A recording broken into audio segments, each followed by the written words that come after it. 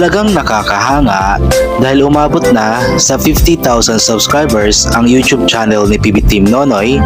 Kamakailan lamang ay medyo mabilis ang pag-angat ng kanyang subscribers at hindi lang yan, medyo umaangat din ang views ng kanyang channel at meron pa nga siyang isang video na nakakuha ng 425,000 na views sa loob lamang ng 13 days. Ang pag-angat na kanyang natatamasa ay talagang deserve niya dahil nga sa kanyang walang sawang pagtulong sa mga kababayan natin at umasa tayo na tuloy-tuloy na ang pag-angat na ito. At sobrang laki talaga ng pasasalamat ni PB Team Nonoy sa PB Team, lalong-lalo na kay Pugong Biyahero dahil ito ang naging daan kaya nagagawa niya ang mga bagay na kanyang nagagawa ngayon.